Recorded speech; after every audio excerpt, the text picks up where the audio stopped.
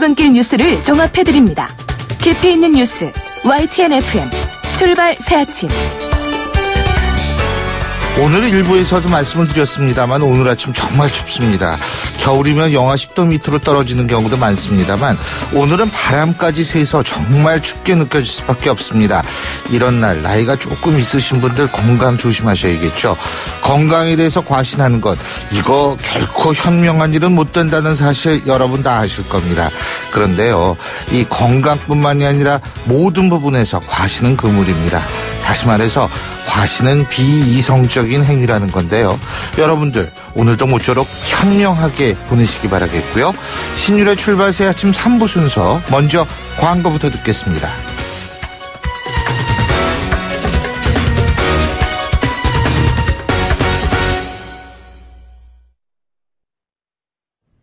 YTN 라디오 신율의 출발 새 아침. 일명 김영란법으로 불리는 청탁금지법이 시행된 지 1년여 만에 다시 개정이 됐습니다. 기존의 시행령은 식사 3만 원, 선물 5만 원, 경조사비 10만 원 이렇게 됐었죠. 그래서 350 우리가 이렇게 불렸는데 이제 바뀌어서 355로 바뀌었습니다. 하지만 예외는 있죠. 농축산물과 화훼류를 선물하는 경우에 한해서는 상한선을 10만 원까지 올리기로 했습니다. 이 청탁금지법은 시행까지 5년이 걸렸던 만큼 명분도 없이 무력화시켰다 이런 비판도 있고요.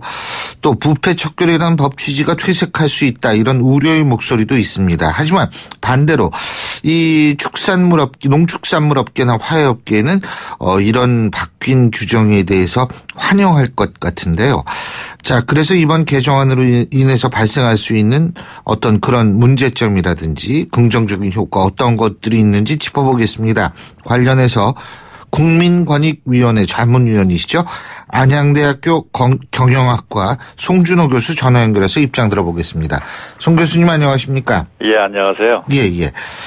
자, 이 청탁금지법 시행령 개정안이 통과가 됐는데 어떻게 보셨습니까? 저는 실망스럽다 이렇게 표현하고 싶어요.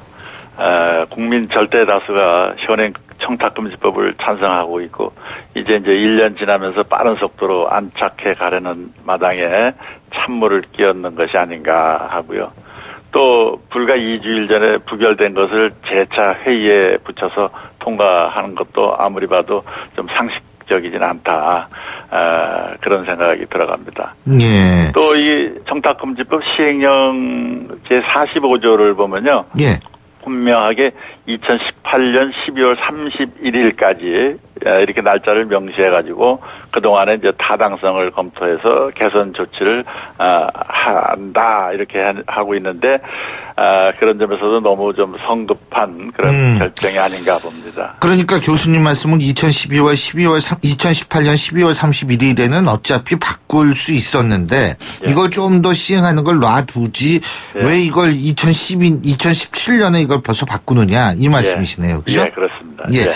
그런데 요게 지금 이제 355 그러니까 이 숫자로만 보면은요. 예. 우리 경조사비 10만 원, 5만 원으로 줄인 거 아니에요. 이거 잘한 거 아닙니까? 예. 경조사비에 대해서는 사실 이 많은 국민들이 전 이거 좋던데. 긍정적인 것으로 이렇게 볼 것으로 생각합니다. 아무래도 건전한 경제 문화를 위해서는 그렇게 가야 되는 거고요. 사실 처음 청탁금지법 제정할 때도 이미 5만 원으로 책정했어야 되는 건데 왜냐하면 공무원 행동 강령이 당시에 경조사비를 5만 원으로 정하고 있었거든요. 그러니까 그런 점에서는 제자리를 잡은 것이다. 저는 그렇게 봅니다. 예. 그런데 이제 문제가 됐던 것이 뭐냐 하면 이제 농축산물과 그죠? 화훼류에 관해서는 10만 원까지의 선물이 가능하다. 이 부분 아니겠어요. 그죠? 예. 이 부분인데 실제로 농축산물 업자라든지 화훼업자들은 망한 사람들 많아요. 교수님 아시죠? 좀 부분적으로 있죠. 예. 망한 사람들 많은데 정부의 입장에서 볼 때에는 이 서민을 위한다는 차원에서 이 부분은 좀 예외 규정을 둬야겠다 이렇게 생각할 수 있는 거 아닐까요? 근데 소득 그 농축수산물 종사자의 그 소득을 올리려면은 그런 공직사회에 주는 어떤 선물이나 이런 것의 어떤 가액 조정으로 보다는 저는 무엇보다도 유통의 그 일대 혁신이 이루어져야 되지 않을까 이렇게 봅니다. 그리고 또 그런 그 상품을 파는 분들의 경우에도 어떤 포장 단위를 바꾼다든가 또 1인 가구가 점점 늘어가고 있는 마당에서 좀 여러 가지 변형적인 것들이 좀 필요하겠죠. 근데 그 얘기를 들어보면은요. 제 고등학교 동창도 망한 친구 한 사람이 있거든요. 예. 근데 이게 원가가 5만 원으로 되면은 예. 팔 수가 없대요. 이게 뭐 포장 문제가 아닙니다. 이게 기본 난 같은 경우에는요. 이게 포장 문제가 아닌 것 같더라고요. 유통 문제도 아니고 근데 정부의 취지는 그래서 공감하시는 분들이 좀 있을 수 있지 않을까 이런 생각이 들어서 제가 여쭤본 거거든요. 근데 지금 말이에요. 김영란법 시행 1년 지나서 우리 사회에 좀 변화가 있었다고 보십니까? 저는 접대 문화, 회식 문화가 감소했다고 봅니다. 결과적으로 이제 저녁이 있는 삶, 주말이 있는 삶이 이제 주어져 있다. 또 각종 부정 청탁도 현격하게 줄어들었죠. 이 법이 아마 일찍 시행되었다면 최근 논란이 되고 있는 공기업에서의 채용 비리는 있기가 좀 어려웠죠. 예, 과거에는 이제 우리가 공공기관에 가서 일을 하려다 보면 아는 사람 찾는 게 우선이었는데 이제는 그런 일이 적어졌죠. 또 설사 찾았다고 하더라도 공직자가 부정 청탁을 아예 들어주질 않죠. 아마 우리 사회의 그 공정 문화가 자리 잡아가고 있다고 하는 것이 큰 어떤 변화의 물결로 들어선 게 아닌가 이렇게 봅니다. 그렇군요. 근데 지금 결국은 그러면은 이번에 바뀐 것이 이제 국회를 통과해야 되는 거죠, 그죠? 아니죠. 이거는 시행령이니까. 시행령이니까 그냥 거기서 결정하면 끝나는 건가요?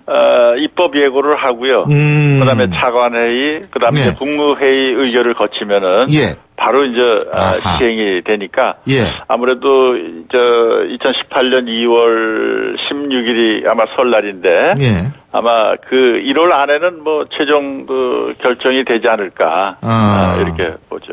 그렇군요. 어쨌든 지금 근데 이런 부작용은 걱정하시는 분들이 있더라고요. 뭐냐 하면 지금 355로 바꾸고 예외 규정을 뒀지 않습니까? 그런데 이게 나중에 또 다른 업계가 이거 좀 바꿔야 되는 거 아니야? 우리 망하게 생겼다. 이러면 또 바뀌는 거 아니냐? 이런 걱정은 하더라고요. 지금 현재 이 농축수산물 10만 원 가능한데 사실 농축수산물 중에서도 과수업계나 화훼업계는 이제 환영을 하고 있지만 다른 그 품목 예를 들면 굴비라든가 한우 갈비 이런 거요. 한우 이런 어떤 업종 또 인삼 등등에서는 지금 불만의 소리가 지금 커지고 있고 아마 그들의 그 목소리가 빠질 것이라고 보는데 이럴 경우에 어떻게 할 것이냐 하는 건데. 그러니까 교수님 말씀은 이 굴비나 한우는 더 올려달라고 그럴 거다 이 말씀이시죠? 그렇죠. 근데 이번 국민권익위원회 전체 회의에서 보면 부대 어떤 조건을 달았는데 향후에는 이런 것을 하지 않는다라는 아주 특이한 어떤 조건을 달아가지고 부결시켰는데 아마 그것은 소위 비상임 그런 위원들의 아마 강력한 요구가 있었기 때문이라고 이렇게 봅니다. 그러나 어떻든 다른 업종에서도 아마 많은 본물이 좀 터질 가능성은 충분히 있습니다. 다른 거 예를 들면은 그러니까 아까 말씀하신 이 한우나 이 굴비 이쪽은 좀 그럴 수 있다 이런 좀 더 요구가 나올 수 있다 이런 말씀이시네요. 그렇죠. 요식업계에서도 지금 3만 원 그대로 한 것에 대해서 불만에 지금 표현되고 있죠. 근데 3만 원이면 웬만한 거 다 먹는데. 그럼 이제 보는 견해에 따라 다르죠, 사실. 그래도 3만 원 이상 먹는 경우는 저는 없어가지고 제가 그렇죠. 아주 가정에서도 우리가 특수한 경우에 3만 원 넘는 그런 경우가 있지만 보통의 경우에는 그렇지 않죠. 그렇죠. 아이 그 삼겹살에다 소주 마시면은요, 예, 3만 원 넘지 않습니다. 예, 고급 음식점이 좀 타격을 많이 좀 받긴 받았는데, 예. 그래도 우리 사회가 보다 이제 정상화해 가는 과정이라고 생각하고요. 그 다음에 또 이 법 자체가 공직자들에게 한정된 법이기 때문에, 민간인들이 이 법에 전혀 영향을 받을 필요가 없는데, 이것에 대해서, 많은 홍보가 좀 부족해서인지 오해들이 좀 많이 있어요. 예. 예. 근데 어쨌든 이 청탁과 관련한 부정과 비리 척결한다. 예를 들면은 지금 아까 교수님께서도 지적을 해주셨습니다만 문재인 대통령이 어제 그 취업 비리 있지 않습니까? 예. 그거 뿌리 뽑고 그렇게 부정한 방법으로 취직한 사람들 다 다시 내쫓고 예. 그리고 그거 채용할 때 도움 준 사람들 민형사 처벌하겠다. 예. 이거는 참 젊은이들한테 중요한 희망을 주는 거거든요. 예, 그렇죠. 이거 진짜 이 취직 때문에 애들이 얼마나 지금 젊은 사람들이 그 고생을 하는데 말이에요. 그거를 백을 써가지고 들어가려고 그런다는 게 이게. 근데 어쨌든 이 취지는 계속 사회적인 공감대를 얻을 거예요. 김영란법의 취지는. 그렇죠. 기본적으로 이제 모든 것이 이제 부정 청탁에서 이제 비롯되는 거니까. 예. 예? 예.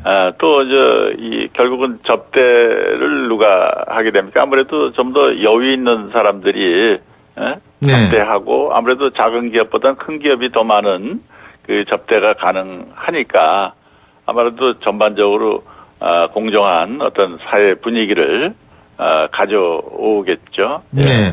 근데 일각에서는 또 이런 얘기하는 모양이에요. 김영란법은 폐지돼야 된다. 국가가 개인의 삶에 들어가는 건 잘못됐다. 개인의 경조사비까지 개입하는 건 문제다. 이게 사실 근데 개인이 아니라 공직자라는 의미가 간간히 있어요. 김영란법은. 그죠? 그렇죠. 예, 네. 예.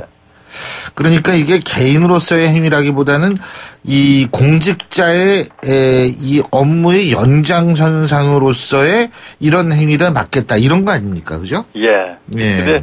근데 이 법을 폐지하라는 그런 얘기도 있는데, 이 시장 실패라는 개념이 있습니다. 예. 뭐냐면 이제 우리가 이 자유라는 명분 뒤에는 가진 자의 이제 갑질 독점이 있게 마련이죠. 그렇죠. 예. 제가 예를 하나 들어보면요. 예. 가령 이제 도로에서 우리 보면은 자동차 규정 속도라는 것이 있습니다. 예. 예. 도로 사정에 따라서 이제 100km, 50km 이렇게 다양하게 이제 규정하고 이렇게 지키라고 이렇게 하고 있는데 국가가 과연 이런 문화로서 해결될 것을 개인의 삶에까지 이렇게 들어가서 규정하는 것이 이게 맞느냐? 네. 저는 이런 논리하고 비슷할 거라고 보고요. 정부가 이 공동선을 위한 개입은 이게 불가피하다. 예. 그리고 어떤 점에서는 저는 이것은 국가의 의무가라고 생각이 됩니다. 그렇죠. 예. 그 교수님 아주 적절한 비유 들어주셨어요. 예. 예.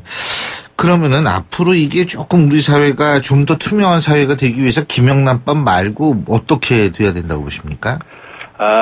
우선적으로 저는 이 사회 지도층의 모범이 선행돼야 한다고 봅니다.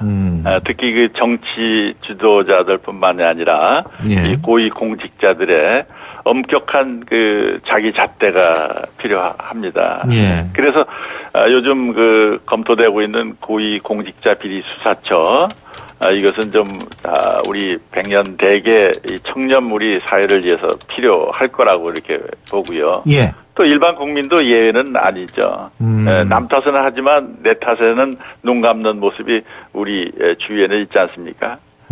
그래도 좀 과거보다는 좋아지고 있으니까 예. 우리가 이 법을 좀 더 이렇게 지켜가면서 조금 인내하면서 알겠습니다. 가면은 좋은 우리 사회가 좀 투명한 사회가 될 것으로 저는 봅니다. 예, 잘 알겠습니다. 예. 교수님 오늘 말씀 잘 들었습니다. 고맙습니다. 예, 감사합니다. 예, 지금까지 안양대학교 경영학과 송준호 교수였고요. 신율의 출발 새 아침 3부 순서 여기서 줄입니다. 잠시 뒤 4부에서 뵙겠습니다. 날카로운 분석, 내일을 보는 시선, 신율의 출발 새 아침. 신율의 출발 새 아침 4부 순서 먼저 광고부터 듣겠습니다. YTN 라디오 신율의 출발 새 아침.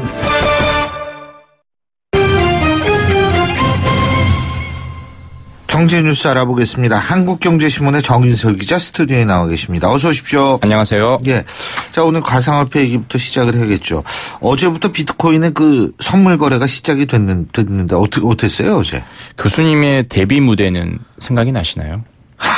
방송 데뷔 무대. 17년, 18년 전 얘기를 해가지고. 성공적이었다고 생각을 하시나요? 아니요, 전혀 그렇게 생각하지 않습니다. 아니 근데 남들이 생각하기에는 되게 성공적이었다 이렇게 생각할 텐데 데뷔 무대에는 항상 기대와 불안감이 교차를 하는데 예. 그 가상화폐의 어떤 그 법정화, 합법적인 무대의 데뷔 무대, 시카고 옵션 거래소였죠. 예. 어제였는데 관심은 그거였어요. 두 가지입니다. 가격이 오를까. 선물이라는 거는 미래의 시점에 그렇죠. 미래 상품을 현재 시점으로 거래를 하는 예. 거거든요. 오를 거라고 생각하면 지금보다 더 높은 가격으로 베팅을 합니다. 어제는 상당수의 투자자들이 더 오를 거라고 보고 그 가격을 베팅을 했어요. 그래서 비트코인 그 현물 가격도 따라 올랐어요. 그래서 오늘 아침에도 보면 비트코인 현물 가격이 전 세계적으로 다 올랐습니다. 그러니까 비트코인의 선물은 데뷔 무대가 괜찮았어라고 평가를 다들 하고 있는 것 같아요. 예. 상당히 어떤 면에서 보면 이 비트코인이라는 게 정말 가상 화폐인가? 화폐가 이렇게 급등락을 거듭하고 롤러코스터처럼 올라갔다 내려갔다 해도 되는 거 화폐는 아니에요 사실. 예, 제가 맞아요. 보기에는 가상 통화도 아니고 화폐도 아니고 가상 그냥 투자 상품입니다. 예. 이런 상황인데 두 번째 가격이 올랐고 두 번째는 서킷 브레이커. 서킷 브레이커라는 거는 너무 빨리 오르고 내리는 것에 대해서 투자자를 보호하기 그렇죠. 위해서 잠깐 투자 멈춘 이제 2분 뭐 5분 이런 맞습니다. 식으로 못하게 하는 거죠. 투자를 거래를. 잠깐 멈춘 예. 겁니다. 거래를. 그래서 어제 몇 번 서킷 브레이커 일시적 거래 중단이 될까 했는데 비트코인 선물 같은 경우는 두 차례 서킷 브레이커가 발동을 했어요. 서킷 브레이커는 언제 발동을 하는 걸로 돼 있었느냐. 10% 오르면 10% 오르고 내리면 2분, 20% 넘으면 5분간 서킷 브레이커가 발동을 하는데 어제 같은 경우에는 그 2시간 지나서도 5분간 서킷 브레이커 계속 발동을 해서 두 차례에 걸쳐서 서킷 브레이커가 발동을 했어요. 그만큼 현물뿐만 아니라 선물도 상당한 어떤 그 위험성, 리스크를 가지고 있다라는 건데 여전히 많은 사람들은 오를 것이라는 것에 대해서 베팅을 하고 있고 이미 한국에서 그 비트코인 가격이 뭐 1,400만 원대까지 300만 원대까지 내려갔었는데 지금 2,000만 원대 거의 육박하고 있거든요. 예. 이런 부분이 이 다우 지수를 끌어올렸고 오늘 맨하탄에서 뭐 물론 다행히 사망자는 없었지만 테러가 있었잖아요. 네, 그럼에도 맞아요. 불구하고 다우 지수, 나스닥 지수 같은 경우는 사상 최고였거든요. 그 부분에 많은 요인 중에 하나가 이 가상화폐, 비트코인 선물 어떤 거래가 성공적이었다. 이런 평가가 있습니다. 근데 우리나라는 이 비트코인을 비롯한 가상화폐 전면 금지까지 검토하겠다. 지금 이러고 나오는 모양이에요. 설마 여기까지 가겠나 했는데 일단 이런 메시지를 시장에 주고 있는 것 같아요. 예. 진짜 이렇게까지 할지 모르겠는데 어제 금융위원장이 이렇게 그럼 이제 얘기했습니다. 투자하는 분들은 돈 어떻게 건지라는 얘기예요? 그럼에도 불구하고 비트코인이나 뭐 이더리움 가격 계속 오르고 가상화폐 가격은 오르고 예. 있어요. 이런 부분에 대해서 진짜 이거 정말 합법화 제도화하면 안 되겠다라고 지금 금융당국은 생각하고 있는 거예요. 시카고 옵션 거래소에서 선물이 등장을 했고 18일에는 더 큰 선물 거래 가격은 시카고 선물 거래소 예. 이것도 18일에 지금 등장을 하고요. 일본도 준비하고 있거든요. 그런데 한국은 뭐 갈라파고스가 되는 것 아니냐라고 우려를 하는데 4차 산업에서 소외되는 것 아니냐라고 얘기를 하는데 네. 그럼에도 불구하고 안 된다는 거예요. 이게 자칫 바다 이야기처럼 될 수 있다라고 보고 시장에 메시를 주는 겁니다. 정말 너 계속 이렇게 너무나 가열되면 전면 거래 금지까지 할 수 있어? 라고 메시지를 주는 겁니다. 최정구 금융위원장이 어제 기자간담회에서 이렇게 얘기를 했고요. 실질적으로는 어떤 제안을 할 것 같아요. 그런 부분에 대해서 계속 메시지를 주고 있고 한 부분은 정확했습니다. 가상화폐 같은 경우 제도화, 그러니까 미국이나 일본처럼 뭐 선물로 만든다든지 아니면 금융상품으로 공식 인정하다든지 이거는 조만간에 계획이 없다라는 메시지를 분명히 줬거든요. 그럼에도 불구하고 비트코인 가격은 계속 오르고 있습니다. 그러네요, 진짜. 그리고 저희가 좀 아까 그 얘기를 했는데. 예, 방금 전에 하셨죠. 예. 부정청탁금지법, 김영란법. 이 선물 상한액이 조금 완화가 됐으면 이제 숨통이 좀 트일까요? 어떻게 그 농가나 뭐 이런 쪽은요? 앞서 교수님이 말씀하셨던 것처럼 뭐 여기에 가격에 맞춘 상품들이 속속 등장하겠죠. 99,000원짜리 뭐 굴비라든지 한우라든지 등장할 것 같고요. 설을 앞두고 그렇게 계속 등장할 것 같아요. 농축수산물에 대해서는 현행은 5만 원인데 10만 원까지 허용을 했고 경조사비도 현금은 5만 원이지만 하한까지 하면 10만 원까지. 하한은 10만 원도 현금 플러스 하한은 10만 원까지 된다라는 건데 어제 통과 과정을 두고 약간의 논란이 있었습니다. 원래는 그 표결에 붙였어야 되는데 어제 표결이 없었어요. 그래서 그냥 부대 의견을 다는 방식으로 법 완화에 반대한다는 일종의 보통 우리 판결문 결정문 보면 소수 의견이라고 달잖아요. 이례적으로 어제 그 부정청탁 금지법에 대해서 법 완화에 반대한다라는 그런 부대 의견을 다는 방식으로 통과가 돼서 약간의 논란이 있는데 그래도 농축수산가에 대한 어떤 약간의 그래도 긍정적인 영향이 있겠죠. 예. 부대 의견이 이제 소수 의견이다. 맞습니다. 부대찌개는 소수찌개는 아니죠. 추운데 갑자기 오늘 상당히 올 들어 맞습니다. 최고 추위인데요. 예. 추워. 그 세금 안 내는 고액 체납자가 늘었다고 그러죠. 교수님은 세금 잘 내고 계시죠? 네, 저는 모범세 그걸로 몇 번 그 지정을 받았습니다. 홍보대사는 아니시고. 홍보대사는 아직 안 시켜주는데. 고액 상습 체납자가 늘었다라고 해요. 올해에 21,403명이 추가됐는데요. 네. 가장 큰 이유는 기준을 좀 더 강화했습니다. 기존에 이제 고액 상습 체납자 명단 그 공개 기준이 체납액이 3억 원 이상이었는데 네. 이제 올해부터 2억 원 이상으로 확대를 했어요. 그랬더니 뭐 2만 1,000명이 더 추가가 됐는데요. 전체 체납액도 올해 11조 원으로 작년보다 13% 전체 체납액은 줄었어요. 근데 다만 그 체납자 수는 되게 늘었다라는 거고 체납액이 줄어든 건 국세청 자기 자랑하는 거죠. 그동안 열심히 추징했기 때문에 체납액 자체는 줄었다 이렇게 얘기를 하고 있죠. 근데 세금 안 내는 방식도 아주 다양한 모양이에요. 네? 이혼율이 늘고 있다라고 하잖아요. 위장 이혼 아니에요? 맞습니다. 상당수가 그렇죠? 이런 세금을 물론 그 부분에 많은 부분을 차지하고 있지 않지만 대부분의 이제 세금 상습 체납자들을 봤더니 1인 가구가 많다는 거예요. 결과적으로 이렇게 보면 돈은 많은데 그런데 그 서류상 1인 가구였다는 거죠. 보면 대부분 위장 이혼을 통해서 재산을 줄이는 거죠. 그럼 이제 세금액이 줄어들고 그리고 거짓 거래를 통해서 자녀에게 뭐 재산을 증여한다든지 비트코인도 어떤 그 증여의 어떤 지금 수단으로 쓰고 있다는 거잖아요. 그래서 국세청이 비트코인에 대해서 그 세금을 추징하는 방안을 뭐 양도세라든지 거래세라든지 이걸 추징하려고 하는 거죠. 근데 물론 비트코인을 어떻게 정의하느냐가 지금 약간 왈가왈부하고 있는데요. 그런 부분에 있어서 자녀가 운영하는 법인을 따로 만듭니다. 위장 법인을 거기다가 뭐 일종의 재산이라든지 자산을 막 전가해 주는 거죠. 아하. 그런 식으로 세금을 안 내는 방식들이 갈수록 뭐 다양해지고 기발해지고 있다라고 합니다. 아니. 그 세금 안 내는 유명 인사도 여전히 많아요. 보면 유명 인사, 유명 법인, 유명 회사.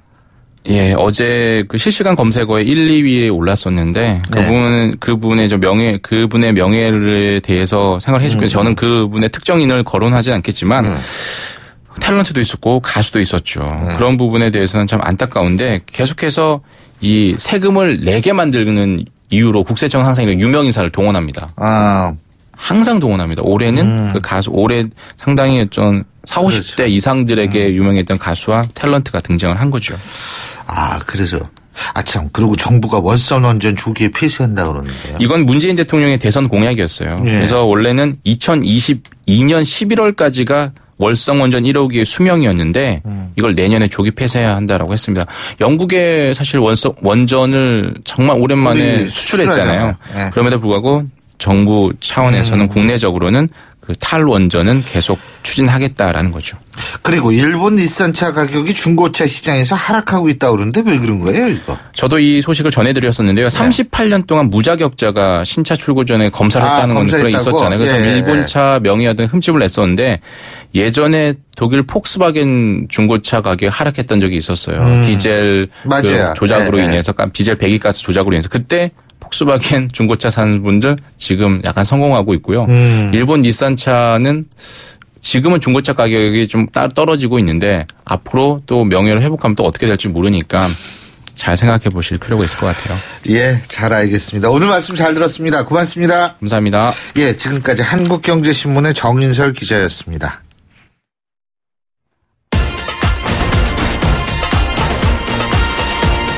여러분이 지금 듣고 계신 주파수는 FM 94.5MHz입니다. YTN 뉴스 FM.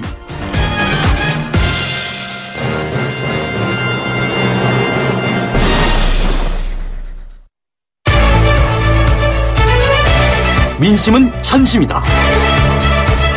생생한 여론을 통해 우리 사회를 진단합니다. 이것이 여론이다.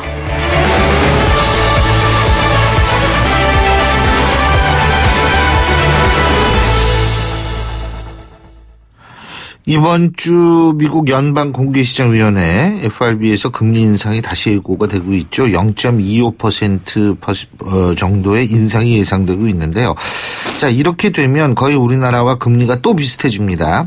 기준금리 인상은 환율 그리고 물가에도 영향을 주는 만큼 이 세계 각국의 미국의 기준금리 인상을 예의주시할 수밖에 없는데요. 자, 이것이 여론이다. 오늘도 여론조사 전문기관이죠. 리서치앤리서치의 배종찬 본부장과 함께 다양한 얘기 나눠보겠습니다. 본부장님 어서 오십시오. 안녕하십니까? 예.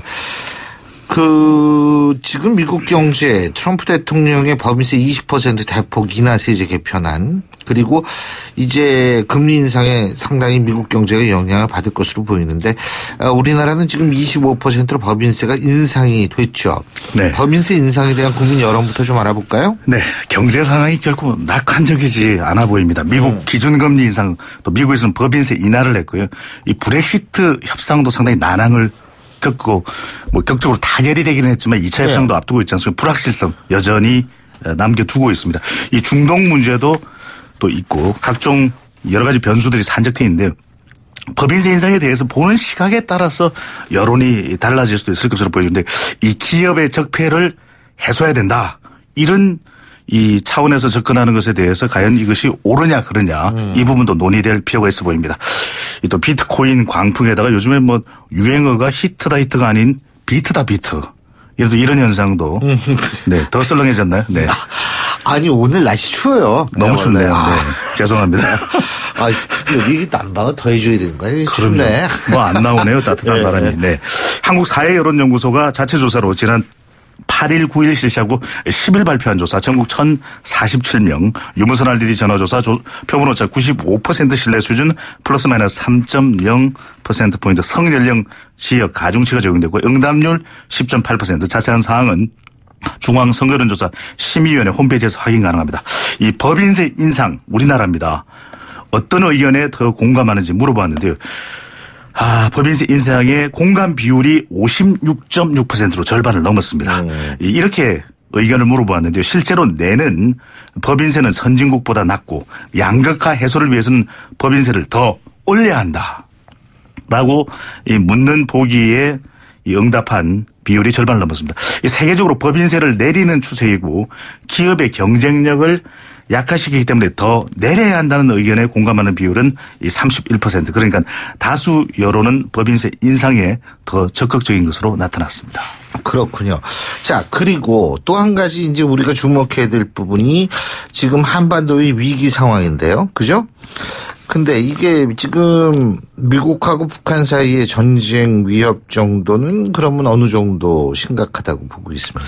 네, 물론 심각하다는 여론이 압도적으로 높을 것은 예상됩니다만 이 조사 결과를 다시 분석하는 이유는 이 북한 이슈가 단순히 안보 문제에 그치고 있지는 않다라는 것입니다. 최근 평창 올림픽의 흥행에 영향을 주는 사건이 발생하지 않았습니까? 미국 유엔 대사 니키 헤일리 우리 국민들이 기억할 수밖에 없는 맞아요. 이름인데요. 안전이 확보되지 않으면 선수들이 가지 않을 수도 있다. 맞아요. 이런 발언을 내놓으면서 이 평창 올림픽 흥행에 상당한 타격을 주지 않겠냐. 물론 뭐 거두어 드렸습니다. 그런 만큼 얼마만큼 심각한지에 대한 부분들을 또 올림픽 기간 동안이라도 드러내는 것이 중요해 보입니다. 최근 한반도를 둘러싼 미국과 북한의 전쟁 위험이 어느 정도 심각하다고 또 심각하지 않다고 보는지 물어봤는데요. 심각하다는 의견이 10명 중 7명 수준으로 매우 높습니다. 이 다른 국가에서도 이렇게 생각하지 않겠습니까? 그런 만큼 이 심각한 인식에 대해서 이 한반도 긴장 관계를 올림픽 기간이나마 얼마나 안정적으로 유지하느냐가 이 올림픽 흥행 또 성공에 매우 중요할 것으로 보여집니다. 그렇군요. 그리고 또 한 가지 이제 뭐 문재인 대통령 조금 있으면 이제 중국에 가는데 여러 가지로 지금 정부로서도 이 대북 문제를 풀려고 노력을 많이 하는데 이 대북 문제를 어떤 방향으로 해결해야 된다고 우리 국민들 생각하죠? 이 과연 묘책이 있느냐라고 하는 이야기들도 흘러나오고 있는 상황에서 가장 핵심적인 것은 대화냐 제재냐 대화냐 라는 이야기가 나오고 있는데 이 뉴스로 또 보도된 바가 있지 않습니까? 임종석 비서실장의 중동행을 놓고서 대북 특사론 또 밀사슬까지 나오면서 이 대북 대화에 대한 관심이 매우 높아지고 있는데요. 이렇게 질문했습니다. 최근 북한의 화성 15형 대륙간 탄도미사일 발사로 인해 긴장감이 조성되고 있는 국면에서 문재인 정부가 앞으로 대북 문제를 어떤 방향으로 해결해 가야 하는지 물어보았습니다. 이 절반이 넘는 54.2%는 대화를 강조했습니다. 이 외교적 해결을 전제로 이 국제 공조를 통한 강한 대북 제재로 북한이 대화에 나서도록 압박해야 된다. 그러니까 이 압박이 이 무력적인 압박이 아니라 대화에 나서도록 하는 압박이 이 절반 이상 공감하는 의견으로 나타났고요. 이 전쟁 불사론에 해당하는 의견은 이 5명 중 1명 정도의 수준이었습니다. 이 전쟁 위험이 있더라도 대북 제재를 더욱 강화하고 이 군사적 행동으로 강경하게 대응해야 한다는 의견은 5명 중 1명 수준으로 거쳐서 이 궁극적 해결은 대화에 더 무게를 두는 것으로 나타났습니다. 자, 그리고 저희가 오늘 뭐 계속해서 이 김영란법 시행령 개정에 대해서 얘기했는데 이거에 대한 여론조사도 있습니까? 네, 그렇습니다. 이 김영란법이 그만큼 관심이 많고 국민들에게 또 이게 소중한 법 아니겠습니까? 그만큼 부정부패 비리 척결에 중요한 법이기 때문에 네. 김영란법이 소중한 것입니다. 김영란. 네. 이 국회에서 개정안이 통과됐습니다. 네. 이 절대 손대면 안 된다 하는 김영란법에 대한 개정이 결과적으로 이루어진 셈인데요. 이 핵심은 농축수산물에 달려 있었던 것입니다. 또 가공물에 대한 내용인데요. 이 농어민을 비롯한 자영업이 타격받는 상황에서 정부는 또 적극적으로 나설 수밖에 없었고 이낙연 국무총리도 전남지사를 역임했기 때문에 상당히 또 적극적이었다. 예. 이런 또 반응도 또 평가도 나오고 있는데요. 이 내용은 그렇습니다. 기존의 기준에서 식사 3만 원 또 5만 원 이하의 경조사비. 오늘 많이들 농축수산물에 대해서는 이야기를 하는데 경조사비에 대한 이야기는 그렇게 많이 하지 않고 있거든요. 그런데 이 경조사비가 5만 원 5만 원 이하다. 네. 그래서 이 농축수산물 및 가공물에 대해서 선물은 10만 원으로 상향 조정하는 것인데 국민 여론은 찬성이 54%였습니다. 다수였는데요. 이 그만큼 어려움에 처한 농축수산업의 피해를 최소화하기 위해서도 개정해야 한다는 여론이 높았던 것으로 보여지는데요. 이 주목해야 될 부분은 경조사비 5만 원입니다. 이 최근 어려워진 경제사정도 감안할 수 있을 것 같고요. 또 경조사비가 일종의 또 간접적인 청탁의 수단으로 될 수 있다. 이런 지적도 반영되었은 것으로 보이는데 문제는 이 인터넷을 봤더니 그동안 10만 원으로 열심히 결혼식장과 장례식장을 다녔었던 분들의 반응은 어쩔 이런 반응도 있어요. 왜 그러냐면 또 그렇게 돈 내고 갔으면 자기도 보낼 때 또 그만큼 돌려받아야 된다고 생각하는 경우가 많은데. 꾸준히 10만 원으로 내왔는데 이제는 5만 원. 어떡하나. 근데요. 진짜 저는 결혼식도 작게 해야 된다고 봐요. 네. 작은 결혼식. 네. 저는 뭐 장례 절차야 어떻게 뭐 그거에 슬픈 일이기 때문에 얘기 안 하겠는데 결혼식은 기쁜 일일수록 좀 작게 해도 됩니다. 이거 그냥 막 버스 대처라고. 참 그리고 권력구조 얘기도 있다며요. 이 여론조사에. 권력구조 개헌. 그렇습니다. 네. 이 국민 여론은 과연 내년에 개헌을 하느냐 못하느냐.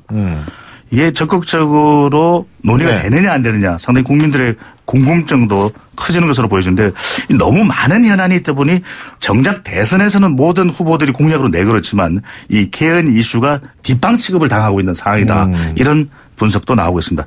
지방분권 개헌도 물론 중요하겠지만 대통령 권력 구조가 가장 큰 관심 아니겠습니까? 예, 예. 권력 구조 어떤 형태를 원하는지 물어봤습니다. 이 4년 중임제가 이 국민들 사이에서 가장 인기 있는 것으로 나타났습니다. 10명 중 4명 41.4%는 4년 중임 대통령제를 원했고요. 구간이 명간이다. 5년 단임제를 그대로 유지해야 한다는 응답이 그 다음으로 많았습니다. 이 국회에서 인기 있는 권력 구조는 이 대통령이 통일, 외교, 국방을 담당하고 국회에서 뽑은 총리가 내정을 담당하는 이원 집정부제 아니겠습니까? 이 15.1%에 그쳤습니다. 또 국회에서 네. 관심이 많은 의원 내각제는 8.2%에 그쳤는데 아까도 말씀드렸지만 이 권력 구조에 대한 국민들의 여론도 중요하겠지만 개헌 과연 언제 할지 이것이 가장 큰 관건으로 보여집니다. 문재인 대통령 지지율은 어땠어요? 네, 고공행진을 하고 있는데요. 네. 일정 수 이상이 청원에 참여하면 청와대가 응답하는 국민청원제도 네. 국민들의 이 인기 대폭발입니다. 이번 조사에서도 음주를 하고 변별력이 없는 상태에서 범행하면 형을 감해주는 예, 음주 감형제도 폐지해야 된다. 예. 여론이 압도적으로 높게 나타나는데 이렇게 적극적으로 대응하는 이 소통이 대통령 지지율 고공행진의 배경인데요. 이 76.8%로 나타났습니다. 이 같은 조사 기관에서 계속 취임 이후 70%대 이상 나오고 있는데 가장 많이 박수받는 이유는 소통. 국민공감, 적폐청산이고요. 이 부정평가 요인으로 이 줄곧 등장하는 이유는 안보 리더십으로 나타났습니다. 알겠습니다. 어쨌든 이 관련해서 여론조사는 또 앞으로 다양한 기관에서 많이 나올 거예요. 그렇습니다. 그러니까 또 저희가 네. 한번 비교해 볼 시간이 있겠죠. 예, 오늘 말씀 여기까지 듣겠습니다. 고맙습니다. 감사합니다. 예, 지금까지 리서치의 배종찬 본부장이었습니다.